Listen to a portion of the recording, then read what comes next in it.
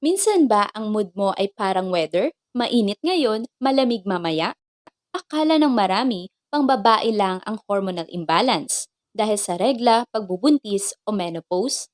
Pero alam mo ba, maging ang mga lalaki, teenager o matatanda ay pwedeng maapektuhan nito? Ang hormonal imbalance ay hindi balancing level ng hormones sa katawan. Masyadong mataas o mababa ang cortisol, estrogen, testosterone o insulin. Kaya't narito ating talakayin ang iba't ibang sanhi at kung paano maiiwasan ang hormonal imbalance. Una, stress na hindi mo nilalabas.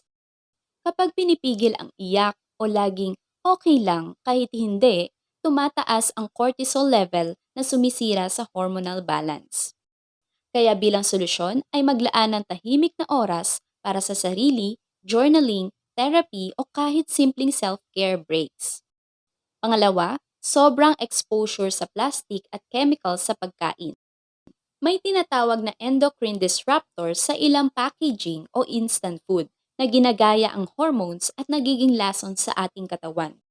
Kaya iwasan ang pagkain sa mainit na plastic at piliin ang fresh o lutong bahay.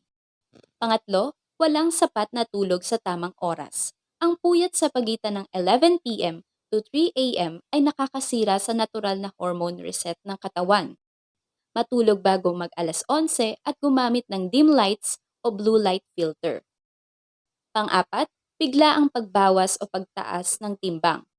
Ang crash diets at sobrang pag-gym ay nagdudulot ng imbalance sa leptin at insulin, dahilan ng cravings at low energy.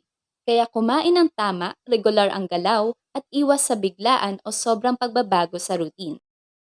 Kaya kung gusto mong di mawindang, alagaan ang hormones na mahalagang balansihin.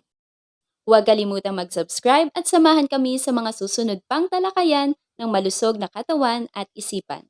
Hanggang sa muli!